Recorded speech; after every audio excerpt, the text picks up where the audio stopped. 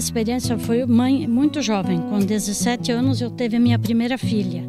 Mas não foi difícil, não, porque era tudo diferente. Não tinha internet, não tinha tanta coisa que hoje existe, que naquele tempo não tinha. Então não tinha como dar as coisas, porque a vida era muito, muito difícil.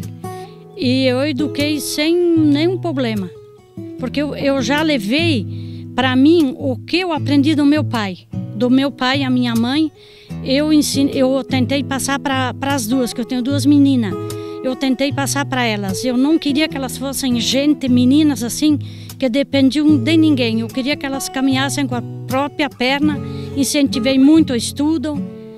E foi assim. Hoje em dia eu sou feliz, sempre fui, mas hoje eu sou feliz que tenho elas formadas, trabalhando, dirigem. Eu não tive a oportunidade de aprender, mas hoje em dia é outra vida, é outra coisa, mas antigamente foi muito difícil mesmo. Eu também fui mãe muito jovem, com 17 anos eu já tinha a Emanuele.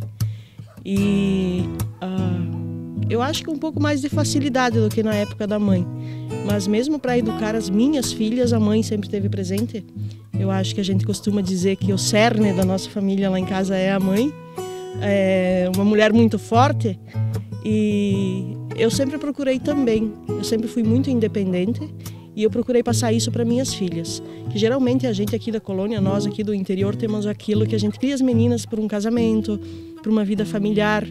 E a primeira coisa que eu tentei incutir nelas foi isso, assim, delas ir estudar, delas procurar ter uma carreira, ser independente acima de tudo e depois partir então pro casamento, para uma vida familiar.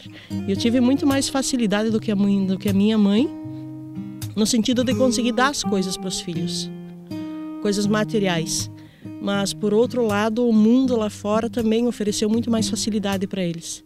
Mas, graças a Deus, eu consegui manter os três na linha, que nem a mãe ensinou.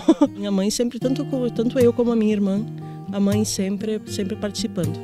Até hoje, assim, os encontros, quando se reúne todo mundo ainda, tudo na casa da mãe, é a mãe que diz assim ou assim. Eu vivi tudo o que eu tinha vivido. Eu sofri muito, olhava ela, meu Deus, minha filha eu já vó.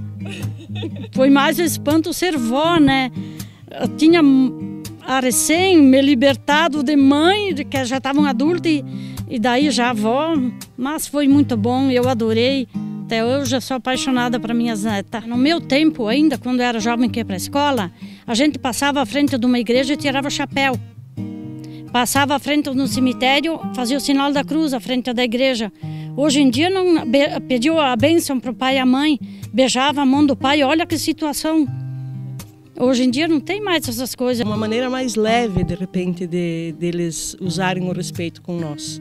Com um pouco mais de liberdade do que a mãe tinha com o meu avô.